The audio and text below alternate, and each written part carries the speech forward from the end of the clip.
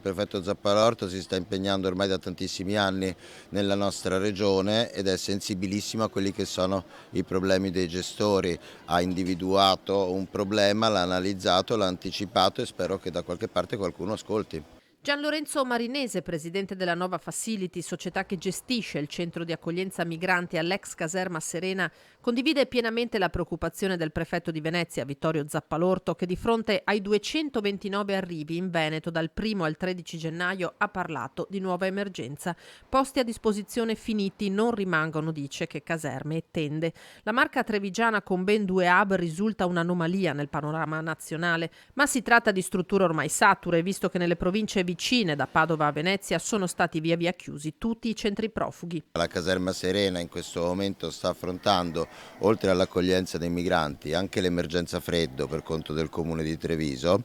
La caserma Serena ha una capienza dichiarata dalla ULSS a seguito di ispezioni fatte nel 2015 di 437 persone ed è nostra intenzione non andare mai più oltre, ma intenzione più che nostra anche della prefettura di Treviso, non andare mai più oltre questi numeri per non rivedere i sovraffollamenti che erano di un'emergenza diversa, quella del 2015 e del 2016. Treviso e Oderzo hanno già dato, gli fa eco il sindaco di Treviso e presidente di ANCI Veneto Mario Conte, che continua a tenere sul tema una linea diretta con il sottosegretario leghista Nicola Molteni. L'appello che faccio al Ministro, al Ministero, è quello di rivedere le regole di distribuzione, perché laddove ci sono dei territori come il nostro che sono già impegnati nelle precedenti accoglienze e sono in questo momento saturi, bisogna evitare di continuare a mandare persone, anche perché la situazione è davvero critica. Francamente in questo momento noi siamo fortemente in difficoltà sia da un punto di vista dell'accoglienza che da un punto di vista economico per sostenere i costi di un'eventuale accoglienza. La prefettura sta cercando ulteriori soluzioni, fa sapere il sindaco, che respinge però l'ipotesi di tornare all'accoglienza diffusa da sempre contestata dalle forze politiche di centrodestra. Da questo governo ci si aspettava di più sul fronte degli sbarchi.